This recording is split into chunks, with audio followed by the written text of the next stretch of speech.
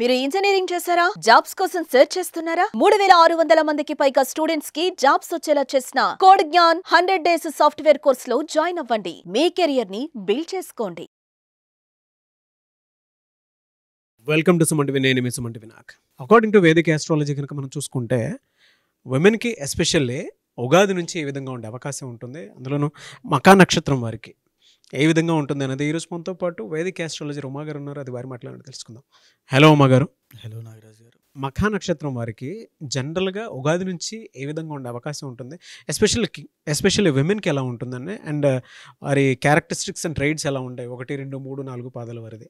మఖా నక్షత్రము మఖాందోళిక పంచ అంటారండి. అంటే పల్లకి ఎలా అయితే ఉంటుందో అలాంటి పల్లకి ఆకృతిలో 5 నక్షత్రాలు కలగలిసి ఉండేటువంటి నక్షత్రమే మఖా నక్షత్రము. మఖా నక్షత్రము ఆ మీనింగే అర్థం వచ్చేసి పెద్ద అని అర్థము, బిగ్. మఖా అంటే బిగ్ అని అర్థం, పెద్దది, అపారమైంది, ఇలాంటిది మీనింగ్ వస్తుంది. అయితే దీనికి అధిపతి ఏమిటి, ఎవరు అంటే పితృదేవతలు. తరువాత ఏమిటి అంటే కేతు అధిపతి. మఖా నక్షత్రానికి కేతు అధిపతి, సింహరాశిలో సంచారం కాబట్టి రవి ఆధిపత్యం వహిస్తుంటారు. చూడండి ఇక్కడ కాంబినేషన్, పితృదేవతలు, కేతువు, రవి ఆధిపత్యం వహిస్తుంటారు. రవి అనగానే జనరల్గా మీకు ఏమిటి అంటే మఖా నక్షత్రం వాళ్ళు. అండ్ ఇంకొక విషయం మనం చెప్పుకోవాలి, మఖా నక్షత్రము 1, 2 పాదంలో జన్మించిన వాళ్ళకి తల్లికి దోషం ఉంటుంది. సో దేనివల్ల అంటే 1, 2 పాదంలో ఖచ్చితంగా ఎవరైనా జన్మిస్తే కనుక మీ యొక్క అమ్మగారికి, మదర్కి ఖచ్చితంగా హెల్త్ ఇష్యూస్ రావడం కానీ, ఏదైనా నష్టపోవడం కానీ, ఎనీథింగ్ సంథింగ్ హ్యాపెన్ అవ్వచ్చు. సో 1, 2 పాదాల్లో మఖా నక్షత్రం వాళ్ళు జన్మిస్తే వెంటనే నవవిధ శాంతి అనేటువంటిది ఆచరించండి. లేకపోతే అది వెంటాడుతూనే వస్తుంది, ఆ కీడు అనేది మంచిది కాదు. కాబట్టి వెంటనే దాన్ని సరిచేసుకోండి.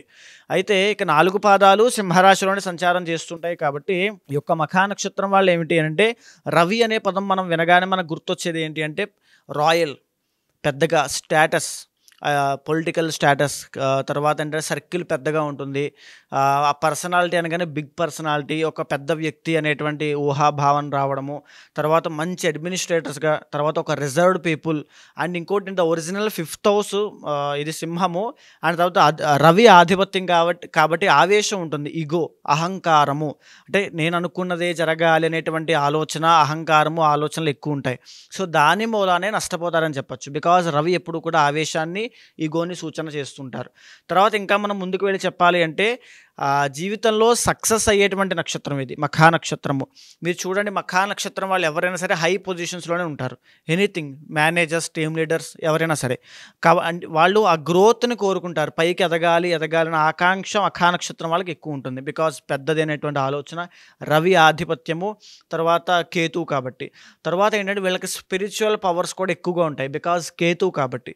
స్పిరిచువల్ పవర్స్ అని అంటే ఆస్ట్రాలజీలో కావచ్చు, మంత్రసిద్ధి కావచ్చు, దైవానుగ్రహాన్ని, స్పిరిచువల్ ఎక్స్పీరియన్సెస్ అని వీళ్ళు అనుభూతి చెందడం కానీ, కుండలని జాగరణ కానీ, తర్వాత ఏదైనా దేవత వీళ్ళకి అనుగ్రహాన్ని ఇవ్వడం కానీ, స్పిరిచువాలిటీ అనేది చాలా బాగుంటుంది వీళ్ళలో. ఇది బాగా చూడొచ్చు. అండ్ ఒరిజినల్ 5th హౌస్ కాబట్టి మంత్రస్థానము. సో ఇది కూడా మంచి స్పిరిచువల్ పవర్స్ అనేవి వీళ్ళకు ఉంటాయి. వీళ్ళు కనుక స్పిరిచువల్గా ఏం చేయాలనుకున్నా వెంటనే సిద్ధిస్తాయని చెప్పచ్చు. అయితే కనుక మనం ముందుకు వెళ్తే కనుక ఒక పొలిటికల్ కెరీర్ కావాలనుకునే వాళ్ళు, మఖా నక్షత్రం వాళ్ళు కనుక పొలిటికల్ ఫీల్డ్లోకి వెళ్తే బాగా రాణిస్తారని చెప్పచ్చు. అండ్ ఇంకా మనం ఒకసారి చార్ట్లోకి డీటెయిల్డ్గా మనం మాట్లాడుకుంటే the original 2nd and 11th lord బుధుడు అవుతున్నాడండి. ఇక్కడ వాక్చాతుర్యము, మనిషిని పడగొట్టేటువంటి మాటలు ఉంటాయి, మనిషిని తబ్బిబ్బు చేసేటువంటి మాటలు ఉంటాయి. 2nd and 11th లార్డ్ లాభస్థానానికి కూడా బుధుడే ఆధిపత్యం వహిస్తున్నారు కాబట్టి మాట అనేటువంటిది వీళ్ళ ఆయుధంగా వీళ్ళకి పనిచేస్తూ ఉంటుంది. 3rd and 10th లార్డ్ వచ్చేసి శుక్రుడు ఆధిపత్యం వహిస్తున్నారు. అంటే చేసేటువంటి కెరీర్ అనేది శుక్రుడి యొక్క ఆధీనంలో వీళ్ళకు ఉంది. శుక్రుడు అనగానే ఏమిటంటే creative sector, creative crafts, anchoring, modelling, తర్వాత fashion designing, architecture, construction fields, interior designings, furniture shops, ఇంకేదైనా సరే క్రియేటివ్గా ఆలోచించడము, తర్వాత ఫిల్మ్ ఇండస్ట్రీలో అవ్వచ్చు, దీంట్లో అయినా ఏదైనా క్రియేటివ్ సెక్టార్లో ఉంటేనే వీళ్ళు బాగా రాణించగలుగుతారు. అండ్ ఎస్పెషల్లీ ఉమెన్ కనెక్టివిటీ అనేది చాలా ఎక్కువ ఉంటుంది వీళ్ళకి. అండ్ ఆ ఉమెన్ వల్లే చాలా ఇబ్బంది పడతారని చెప్పచ్చు. సో మెంటల్గా ఆర్ ఎనీథింగ్ సోషలిస్టిక్గా కూడా అవ్వచ్చు. విమెన్ వల్ల కాస్త ఎలిగేషన్స్ అవి ఉంటాయి. తర్వాత ఏంటంటే 4th అండ్ 9th లార్డ్ కుజుడు కాబట్టి వీళ్ళు ఎస్పెషల్లీ వాహన యోగం కలిగే అవకాశం ఉంటుంది. కుజుడు కాబట్టి భూ లాభాలు కలిగే అవకాశం ఉంటుంది. వీళ్ళు ఖచ్చితంగా వీళ్ళకి వచ్చినటువంటి డబ్బుని కనుక భూమి మీద ఇన్వెస్ట్ చేయగలిగితే అద్భుతంగా వీళ్ళకి కలిసి వస్తుంది. వీళ్ళ దగ్గర మఖా నక్షత్రం ద ఒరిజినల్ 12th లార్డ్ చంద్రుడు అవుతాడండి. వీళ్ళకి రూపాయి కూడా వీళ్ళ దగ్గర నిలబడదు. బికాస్ 12th చంద్రుడు ఎప్పుడైనా ఉంటే 2 లాసెస్ ఉంటాయి. ఒకటి ఏమిటంటే డబ్బు నిలబడదు, రెండోది ఏంటంటే మనశ్శాంతి ఉండదు. చంద్రుడు మనస్సు కారకుడు, చంద్రమో మనసో జాతః అంటారు. 12వ స్థానంలో చంద్రుడు అలజడి, పొద్దున ఒక ఆలోచన సాయంత్రం ఒక ఆలోచన, ఉరుకు పరుగుల జీవితంలో ఉంటుంది అంతే. అండ్ రెండవది ఏంటి అంటే డబ్బులు నిలబడవు. లగ్జరీకి వెళ్ళి వీళ్ళు ఖర్చు పెట్టినా, ప్రెస్టేజ్కి వెళ్ళి వీళ్ళు ఖర్చు పెట్టినా పేరు గొప్ప ఊరు దిబ్బ అన్నట్టుగా ఉంటుంది. పైకి చాలా ఉంటుంది కానీ లోపల ఏమీ ఉండవు. బికాస్ 12th చంద్రుడు అంటే అలాగే ఉంటుంది. గాంభీర్యమైనటువంటి జీవితం ఉంటుంది కానీ ఆర్థిక విషయాల్లో చాలా ఇబ్బందులు ఉంటాయి. తర్వాత ఇంకా మనం మాట్లాడుకోవాలంటే 4th అండ్ 9th లార్డ్ వీళ్ళకి వచ్చిన డబ్బు ప్రతిదీ కూడా భూమి మీద, రియల్ ఎస్టేట్ మీద or any other manufacturing units అనేటువంటి బిజినెస్ మీద ఇన్వెస్ట్ చేయగలిగితే వీళ్ళకి బిజినెస్ అనేది చాలా బాగుంటుంది. మార్కెటింగ్ కానీ బిజినెస్ కానీ వీళ్ళకి ఎక్సలెంట్గా కలిసి వస్తాయి. బిజినెస్లోకి వెళ్ళడానికి మఖా నక్షత్రం వాళ్ళు ఎక్కువగా ప్రయత్నం చేయండి, ఎక్సలెంట్గా రాణిస్తారని చెప్పొచ్చు. 5th అండ్ 8th లార్డ్ వీళ్ళ జీవితంలో వీళ్ళకి వచ్చేటువంటి ఒక మంచిది ఏమిటి అంటే సంతానము. 5th lord the original 5th lord గురుడు అయ్యాడండి. వీళ్ళ సంతానం కోసమే వీళ్ళు బ్రతుకుతారు కొన్నాళ్ళు అయిన తర్వాత, అంటే మిడ్ ఏజ్ దాటిన తర్వాత. బికాజ్ మఖా నక్షత్రము the original 5th లార్డ్లో 5th house అవుతుంది. ద ఒరిజినల్ 5th హౌస్ అయినటువంటి మఖా నక్షత్రం నుంచి చూస్తే గురుడు అవుతారు. సో ఇక్కడ పుత్ర సంతానం వల్ల వీళ్ళకి బాగా కలిసి వచ్చే అంశాలు ఉంటాయి. అంటే సంతానం పెరిగి పెద్ద అయిన తర్వాత మఖా నక్షత్రం వాళ్ళ కన్నా మంచి యొక్క కీర్తి ప్రతిష్టలు సంపాదించడం కానీ మంచి సిరి సంపదలు సంపాదించేటువంటి స్థాయికి వెళ్ళే అవకాశం ఉంటుంది. 6th అండ్ 7th లార్డ్ శని అవ్వడం మూలాన వెన్నుపూసకు సంబంధించిన ఇబ్బందులు ఖచ్చితంగా వచ్చే అవకాశం ఉంటుంది. డయాబెటీస్ విషయంలో చాలా జాగ్రత్తగా ఉండాలి. కీళ్ళు, మోకాళ్ళు, జాయింట్స్ విషయంలో ఎస్పెషల్లీ వెరీ కేర్ఫుల్గా ఉండాలని చెప్పొచ్చు. అయితే ఇక 7th లార్డ్ శని అవుతున్నారు కాబట్టి 7th and 6th lord A business పెట్టినా ఆర్ ఎనీ అదర్ ఏం చేసినా పార్ట్నర్షిప్లో ఎప్పుడు వ్యవహరించొద్దు. పార్ట్నర్షిప్లోకి వెళ్ళారంటే గొడవలు అవుతాయి, తగాదాలు వస్తాయి, ఖచ్చితంగా ఏదో సంథింగ్ క్లాషెస్ వస్తాయి, మనశ్శాంతి అనేటువంటిది ఉండదు, ఆరోగ్య హీనత కూడా కలుగుతుంది, మోసము, అప్పులు పాలైపోతారు. వెరీ వెరీ కేర్ఫుల్గా ఉండండి, పార్ట్నర్షిప్ జోలికి వెళ్ళొద్దు. అయితే ద 11th లార్డ్ వచ్చేసి బుధుడు అవుతున్నాడు కాబట్టి వీళ్ళకి ఫ్యామిలీ సపోర్ట్ అనేది ఉంటుంది. 11th లార్డ్ బుధుడు బంధువర్గం నుంచి వచ్చేటువంటి సపోర్ట్ కానీ ఫ్యామిలీ నుంచి వచ్చేటువంటి సపోర్ట్ కానీ వీళ్ళకి బాగా అందుతుంది అని చెప్పొచ్చు. మఖా నక్షత్రం వాళ్ళు సక్సెస్ అవ్వాలంటే జాగ్రత్త పడాల్సింది ఒకటి ఏమిటి అంటే డబ్బు నిలబడేలాగా అసెట్స్ మీద డబ్బుని ఇన్వెస్ట్ చేయడం ఒకటి. అండ్ రెండవది ఏంటి అంటే డబ్బులు ఖర్చు పెట్టకుండా ఎక్స్పెండిచర్ తగ్గించుకోవడం ఒకటి. అండ్ తర్వాత ఇంకొక మేజర్ విషయం ఏంటి అంటే 5th అండ్ 8th లార్డ్ కాబట్టి ఆరోగ్యం విషయంలో చాలా జాగ్రత్తగా ఉండాలి.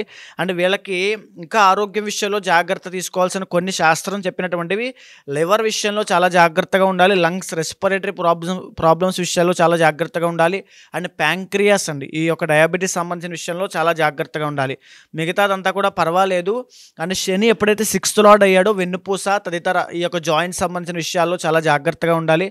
అయితే ఇక్కడ మనం విశ్వావసనామ సంవత్సరంలోకి ఎంటర్ అయ్యాం నాగరాజు గారు. అయితే మఖా నక్షత్రం వాళ్ళకి ఎలా ఉండబోతోంది? మఖా నక్షత్రము సింహరాశికి సంబంధించింది కాబట్టి వీళ్ళకి ఏమిటి అని అంటే మార్చి 30వ తారీఖు నుంచి అష్టమ శని అనేటువంటిది స్టార్ట్ అయింది. అష్టమస్య ప్రాణ సంకట అంటారు. అంటే దాని అర్థం ఏంటి అంటే వాహన ప్రమాదాల విషయంలో ప్రతి కండిషన్ కూడా క్రిటికల్ అయ్యే అవకాశం ఉంటుంది. ప్రతి విషయంలోనూ కాస్త క్రిటికల్ కండిషన్స్ అనేవి వీళ్ళు చూస్తారు. అది ఫిజికల్ కావచ్చు, మెంటల్ కావచ్చు, ఫైనాన్షియల్గా, సోషలిస్టిక్గా అన్ని పరిస్థితులు కూడా ఒక్కసారిగా ఉక్కిరి బిక్కిరి చేసేటువంటి అవకాశాలు ఎక్కువగా ఉంటాయి. అది శనికి సంబంధించినటువంటి దోషము. తర్వాత రెండో విషయం ఏంటి అంటే వీళ్ళకి కలిసి వచ్చే అంశము మే 15వ తారీఖు దగ్గర నుంచి అక్టోబర్ దాకా గురుబలం వీళ్ళకి సంపూర్ణంగా ఉంటుంది. దీనివల్ల ధన ఆదాయము పెరగడము, వివాహార్థులు అంటే వివాహం కోసం ప్రయత్నం చేసే వాళ్ళకి వివాహం అవ్వడము, సంతానార్థులకి సంతానము, ధనార్థులకి ధనము, విద్యార్థులకి విద్య, అన్ని విషయాల్లోనూ కూడా వీళ్ళకి రాజయోగము అని చెప్పచ్చు. అయితే ఇంకా మనం మాట్లాడుకుంటే రాహు యొక్క గతిని చూస్తే కనుక రాహు ఏడవ స్థానంలో సంచారం చేస్తున్నారు. ఎవరైతే నూతనంగా వివాహం చేసుకుంటారో లేదా ఉమ్మడి వ్యాపారము పార్ట్నర్షిప్లో వ్యాపారం చేస్తారో మే 18వ తారీఖు తర్వాత రాహు యొక్క సంచారం మారడం మూలాన దాంట్లో ఇబ్బందులు వచ్చే అవకాశం ఉంటుంది. మ్యారీడ్ లైఫ్లో ఇబ్బందులు వచ్చే అవకాశాలు ఎక్కువగా కనబడతాయి. వ్యాపారంలో నష్టపోయే అవకాశాలు ఎక్కువగా కనబడతాయి. కాబట్టి చాలా చాలా జాగ్రత్తగా ఉండండి. మే 18వ తారీఖు దగ్గర నుంచి దుర్గాదేవి స్తోత్రాలు, కనకదుర్గ అమ్మవారిని కానీ విజయలక్ష్మి అమ్మవారిని కానీ ఎక్కువగా ఆరాధన చేస్తే మీకు చాలా బాగుంటుంది. అంటే మే 18వ తారీఖు దగ్గర నుంచి కేతు యొక్క సంచారం లగ్నంలోకి రావడం మూలాన లగ్నకేతు ఎప్పుడూ కూడా ఒక డైలిమా ఫేజ్ను సూచన చేస్తూ ఉంటారు. కాబట్టి ఎటు వెళ్ళాలో తెలియనటువంటి పరిస్థితుల్లో కాస్త అలజడి వాతావరణం జరిగేటువంటి అవకాశాలు ఉంటాయి. అది పెద్ద దోషం కానప్పటికీ కూడా గణపతి ఆరాధన కానీ గణపతికి నమస్కారం చేసుకోవడం కానీ చేస్తే అవన్నీ తొలగిపోతాయని చెప్పచ్చు. మేజర్గా వచ్చేటువంటి శని యొక్క దోషం గాయాలు పాలవడం లాంటివి చేస్తోంది. కాబట్టి తిరుపతి వెంకటేశ్వర స్వామి దర్శనం తప్పనిసరిగా చేసుకోండి. అయితే ఇక మంత్లీ వైజ్ కనుక చూస్తే కనుక 13వ తారీఖు సెప్టెంబర్ దగ్గర నుంచి 27వ తారీఖు అక్టోబర్ దాకా అద్భుతంగా యోగించేటువంటి సమయం చెప్పచ్చు. ఈ టైంలో గృహ ఆరంభం కోసం ప్రయత్నం చేస్తున్న వాళ్ళు, గృహం కొత్తగా ఏదైనా ఇల్లు కట్టుకోవాలనుకున్న వాళ్ళకి, భూలాభం కోసం ప్రయత్నం చేస్తున్న వాళ్ళకి, కోర్టు వ్యవహారాల్లో ల్యాండ్ డిస్ప్యూట్స్లో ఉన్న వాళ్ళకి, కాంపిటేటివ్ ఎగ్జామ్స్ రాసే వాళ్ళకి, ఆరోగ్యపరమైన విషయాల్లో ఇబ్బంది పడే వాళ్ళకి, శత్రువుల యొక్క బాధ వల్ల ఇబ్బంది పడే వాళ్ళకి అందరికీ కూడా విజయాన్ని పొందేటువంటి, విజయాన్ని ప్రసాదించేటువంటి సమయం అని చెప్పచ్చు. తర్వాత మళ్ళా తిరిగి ఈ యొక్క రవి యొక్క బలం పెరగడం మూలాన మే 15వ తారీఖు మీరు చూడండి, మే 15వ తారీఖునే గురుడి యొక్క ట్రాన్సిట్ జరిగి వీళ్ళకి రాజయోగం పడుతుంది. అలాంటి మే 15వ తారీఖునే రవి బలం కూడా పెరగడం మూలాన మే 15 నుంచి జూలై 15 దాకా అత్యద్భుతమైనటువంటి రాజయోగము ఈ యొక్క మఖా నక్షత్రం వాళ్ళకి. మళ్ళా తిరిగి అలాంటి యోగమే అక్టోబర్ 17వ తారీఖు దగ్గర నుంచి నవంబర్ 17వ తారీఖు దాకా అద్భుతమైన రవి బలం మూలాన రాజకీయ భవిష్యత్తు కోసం ప్రయత్నం చేస్తున్న వాళ్ళకి పదవీ యోగం కలగడము, ఆరోగ్య సమస్యలు తగ్గి పరిపూర్ణ ఆరోగ్యము దక్కడము, తర్వాత మెడికల్ ఫీల్డ్లో గోల్డ్ వ్యాపారం చేసే వాళ్ళకి అద్భుతమైనటువంటి యోగం పట్టడము, లాభాలు కలగడము, తర్వాత సువర్ణ యోగము కూడా అందరికీ కూడా కలిగేటువంటి యోగం కనబడుతోంది. ఈ టైంలో మీరు ఏదైనా ఏదైనా చేయాలనుకుంటే, రిస్క్ పనులు ఏదైనా చేయాలనుకుంటే ఖచ్చితంగా మీరు రిస్క్ తీసుకుని చేయండి. ఎక్సలెంట్గా మీరు రాణించగలుగుతారు, లాభాలు చూస్తారు, జయాన్ని పొందుతారని చెప్పచ్చు. అయితే కళారంగంలో ఉన్న వాళ్ళకి, ఎవరైతే సినీ నాటక కళారంగంలో ఉంటూ ఉంటారో వాళ్ళకి 2026 జనవరి ఫిబ్రవరి నెలల్లో శుక్రబలం తగ్గుతోంది. కాబట్టి ఆ 2 మాసాల్లోనూ చాలా జాగ్రత్తగా ఉండాలి. కొత్త కొత్త ఎలిగేషన్స్ కానీ కొత్త కొత్త అనుమానాలు, అభియోగాలు మోపేటువంటి అవకాశాలు ఉంటాయి. జన ఆదరణ, జన వశీకరణ తగ్గే అవకాశం ఉంటుంది. లగ్జరీ కోసం డబ్బులు ఖర్చు పెట్టడం వల్ల ఆర్థిక సమస్యలు పడేటువంటి అవకాశాలు ఎక్కువగా ఉంటాయి. ఆ 2 మంత్స్లో మహాలక్ష్మీదేవి యొక్క ఆరాధన చేయగలిగితే శుక్రబలం పెరుగుతుంది. వివాహమైన వాళ్ళు చేయించుకునే ఆర్నమెంట్స్లో కానీ ఎక్కడైనా సరే డైమండ్స్ ఎక్కువగా యాడ్ చేసుకుంటూ ఉంటే కనుక శుక్రబలం పెరగడం మూలన కళా, సినీ, నాటక రంగాల్లో మంచి రాణింపు ఉంటుంది అని చెప్పచ్చు. వీరికి ఏ రోజు బాగా కలిసి వచ్చే అవకాశం ఉంటుంది? వీళ్ళకి ఆదివారం చాలా బాగుంటుంది నాగరాజు గారు. ఇక్కడి నుంచి ఎవరైనా సరే వారి అంటే వ్యక్తిగత జాతకం ప్రకారం దోషాలు ఏమైనా ఉన్నాయంటే తెలుసుకోవాలి అనుకున్నటువంటి వాళ్ళు ఉంటారు. అంటే పర్సనల్గా మిమ్మల్ని అప్రోచ్ అవుదాం అనుకున్నటువంటి వాళ్ళు ఉంటారు. మిమ్మల్ని అప్రోచ్ అవ్వాలంటే ప్రాసెస్ ఏంటండి? తప్పకుండా అండి, ఎవరైనా సరే అలాంటి వాళ్ళు ఎవరైనా సరే కింద కనిపించేటువంటి నెంబర్కి కాల్ చేస్తే తప్పకుండా అపాయింట్మెంట్ తీసుకోండి. ఇప్పుడు మనం మాట్లాడుకుందంతా కూడా గోచార పరంగా ఒక డిఫాల్ట్ బ్లూ ప్రింట్ అని చెప్పచ్చు. అశ్విని నక్షత్రానికి సంబంధించి మీ పర్సనల్ చార్ట్లో కర్మానుసారేణ బుద్ధి అన్నట్టుగా మీ పర్సనల్ చార్ట్లో మీ యొక్క జాతక చక్రంలో గ్రహ సంచారాల ఆధారంగా ఏమేమి చేస్తే మంచిదంటే విషయాన్ని మొత్తం డీటెయిల్గా మనం మాట్లాడుకోవచ్చు. చాలామంది ఎక్కడెక్కడికో వెళ్ళి ఇబ్బంది పడి ఉంటారు ఆల్రెడీ. సో అలాంటి వాళ్ళు ఏమైనా ఉంటే ఖచ్చితంగా మీ వెనకాల నేను ఉంటాను. ఖచ్చితంగా అపాయింట్మెంట్ తీసుకోండి. ఖచ్చితంగా మాట్లాడి ఏదైతే సమస్య ఉందో దానికి సంబంధించిన పూజలు ఏమైనా ఉంటే కనుక చేసి ఒక మంచి మంత్రాన్ని ఉపాసన ఇచ్చి మంచి ఫలితాలు వచ్చేలా చేస్తాను. ఎనీవేస్ థ్యాంక్ యూ అన్న, thank you so much Uma గారు. నమస్తే అండి. చూశారు కదన్న ఈ వీడియోపై మీ అభిప్రాయాన్ని కమెంట్ బాక్స్లో పోస్ట్ చేయండి. ముఖ్యంగా మీరు కనుక ఉమా గారిని త్రూ వేదిక్ ఆస్ట్రాలజీ మీ పర్సనల్ చాట్ అంటే మీ వ్యక్తిగత జాతకం ఏ విధంగా ఉందో తెలుసుకోవాలి అనుకుంటే మాత్రం స్క్రీన్ మీద మీ కాంటాక్ట్ నెంబర్ కనిపిస్తుంది. దానికి మీరు కాల్ ఆర్ మెసేజ్ వాట్సాప్ చేసినా సరే అపాయింట్మెంట్ బుక్ చేసుకోవచ్చు. ఈ వీడియో లైక్ చేయండి, షేర్ మాత్రం తప్పకుండా చేయండి. ఇలాంటి మరిన్ని వీడియోస్ కోసం మా ఛానల్ ఫాలో అవ్వండి. Thank you.